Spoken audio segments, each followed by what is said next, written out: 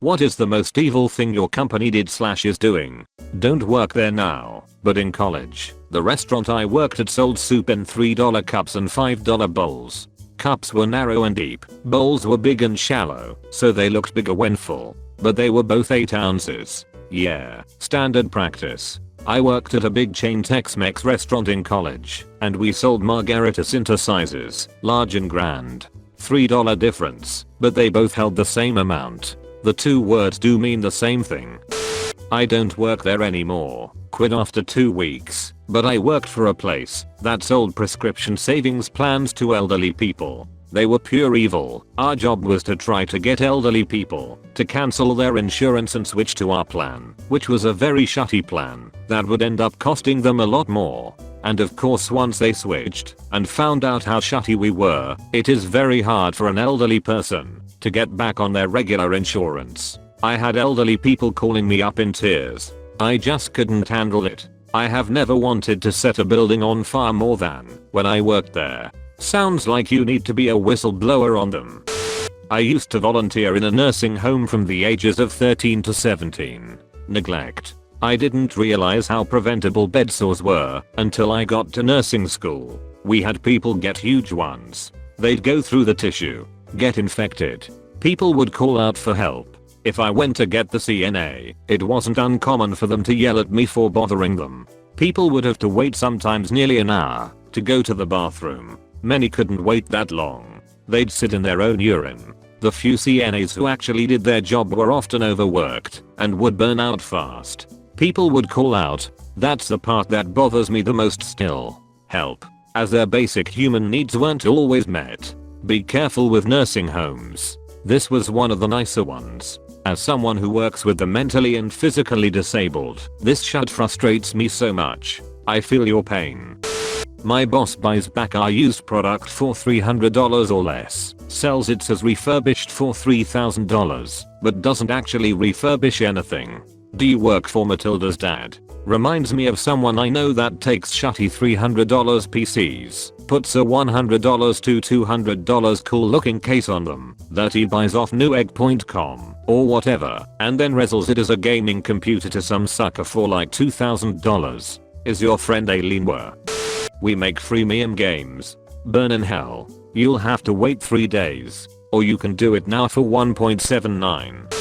My wife's company just revised their sick leave policy. If you call in sick 3 days in a rolling year, you are put on disciplinary action. If you call in sick 6 times in any 12-month period, you are fired. My wife works for a hospital, one that is forcing their employees to come in and take care of immunocompromised patients while sick and contagious. Tell your local news. It sounds like the kind of our community is under direct attack. Story they would eat up. Purposely assign shitty jobs to a person they can't fire, so they want to get him to leave instead. This is every position I've ever seen, in states where it's difficult to fire someone. Corporations are people. Passive aggressive sociopathic people.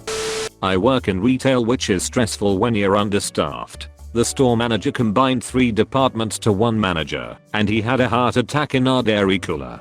Recently we have been assigned more work areas than a human can possibly do without help of drugs. Some people were getting an estimated 21 hours of freight in a night. One lady died yesterday from the stress. Her blood sugar was going crazy from the stress. She stopped taking her meals and breaks trying to get her work done and fell into a coma. Our store is covering both accidents up.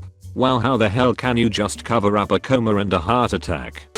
I got 2nd-degree burns to 15% of my body when a coworker wasn't using a machine properly and left me to find out his errors. Management didn't fire him. Management lied to upper management about the incident to protect themselves. Management also incorrectly filled out the WorkSafe forms to get away with what is mentioned above. The best thing though, I can't even sue because Australia's workplace laws gloss over burn injuries that don't leave you charred black. I sliced part of my finger off at work, wrapped it in paper towels and napkins, and hauled ass to my doctor, who was also the closest healthcare provider. The nurse casually asked me if it had happened at work, which I thought was a reasonable question. since it was the middle of a weekday, and when I answered yes, she refused to treat me and escorted me out of the building. Being the grown-up that I am, I squeezed my injured finger and squirted blood all over the wall on my way out because I pay you $300 a month for insurance and had to drive another 20 minutes to an urgent care. When I finally got back to work, I got yelled at by the business owner for not lying about it happening at work and therefore ducking up their workers' comp and insurance rates. They were able to reattach the sliced off part though, not even a scar. And today is my last day with that company.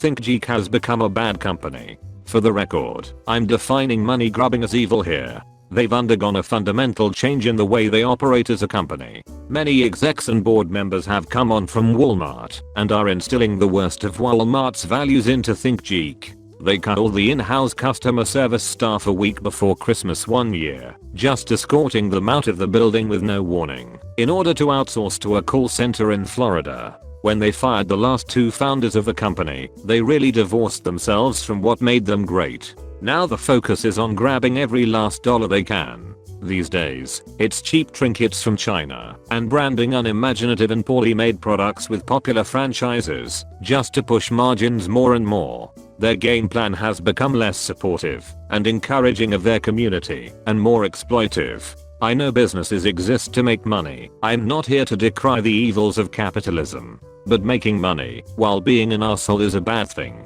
TLDR. ThinkGeek is becoming a Walmart of geek culture exploitation. The 2 major chain pharmacies in the US force pharmacists to produce and verify prescriptions based on time limits. If I have to look up the dosage on your grandmother's heart medicine or counsel patients on important points, other orders will turn red. My pharmacy loses points and corporate bosses visit to discuss workflow and penalize us. In the end, patient safety is tossed aside for the sake of corporate stockholders. What would you say if your physician had only 15 seconds to review your chart, or he was penalized? I still don't know how this is legal. Installing faulty electric meters that were burning people's houses down. Whoa, that is some serious shit. Did they get caught/stop doing it? Yeah, we got paid to do the reinstall too. I worked for the ALS Association where I lived. The executive director used the organization credit card as her personal bank account, stole laptops, rarely showed up for work, and when I reported it to the board, they quietly swept it all under the rug.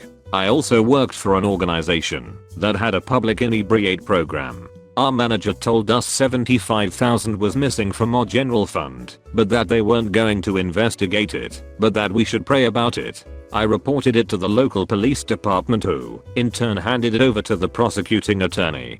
Both of these were non-profits. I hate non-profit organizations and have seen nothing but corruption. Maybe not evil, but at least unethical. The boss makes millions of dollars every year and funnels that back to Israel, while his employees help each other sign up for food stamps because their wages are so low. In New York City, a starting salary of $25-30K is laughable for an auditing and consulting position. It's all young college kids who stay for 6 months to a year and leave as soon as they can find another job. It's disgusting. He's skiing in Italy right now, while the entire office is working until 6 PM tonight. It's ducking Christmas Eve. I used to work doing events with Hilton hotels, and they had no respect for staff. In the past, the deal was that we never got the length of breaks required by law. The organization of the events made real breaks difficult, but in exchange our shorter breaks would be paid, and we got food provided. Then after one Christmas, with everybody working crazy hours for the last month, missing Christmas Eve, Christmas Day and New Year's because of work, everybody noticed their paychecks were a little light. It turned out that in November they had decided to change the break policy so that we had to take full breaks with every shift and that we would no longer be paid for them. Except they forgot to tell us this at the busiest time of the year, so nobody was taking full breaks. If you tried, you'd only get grief from the management anyway, so everyone lost 30 minutes pay per 6 hours work. And when we were all on minimum wage and losing our holidays for that horrible place, it was a massive slap in the face. The day I quit because I was starting a PhD was a very good one. I work for some truly reprehensible people. 2 guys. They own the business. We have to hire a lot of temp workers as needed, but most of them don't speak much English. These guys are always saying awful things to them, telling them that they are stupid and whatnot. One woman occasionally wears a shirt that says "This is America, speak English or get out." My boss screamed at her, "Do you even know what your shirt says?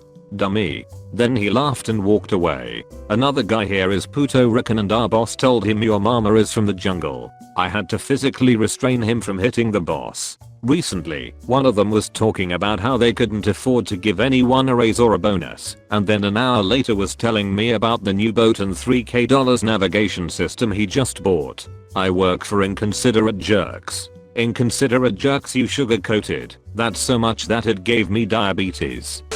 Everyone knows how evil Walmart is, but my mom's Walmart hit an all-time low. When employees take medical leave they somehow don't get the request back from the doctor's office in time and terminate the employee. They instantly hire them back at minimum wage. My mom has worked there since 2001, was making $14.25, now makes $7.90 an hour. She's the 13th person that's happened to since they started doing that. Thanks to Walmart's no union rule, there really isn't shit they can do about it. I worked for a ticket broker for a while. Ticket brokers basically buy tickets to events in hopes the event/section will sell out and people will be forced to buy their marked up tickets. We were also part of a broker network. If one broker had tickets they were selling at $80, we would list them on our site at $100. If someone bought it from us, we would buy the tickets from the other broker and have them ship them to the customer. There were also these dummy websites in the network. They would make themselves look like the box office of a certain venue and list tickets available within a certain range at a 30% markup to face value. When someone placed an order from one of these sites we would go to Ticketmaster, buy the tickets at face value, then send them electronically to the customer. One time when I worked by myself on a weekend, I straight up told the customer, who hadn't bought anything from us yet, that the tickets were still available from the box office, and sent her a link to the correct website. It was one of the shadier things I've done as a liberal arts grad trying to get a job.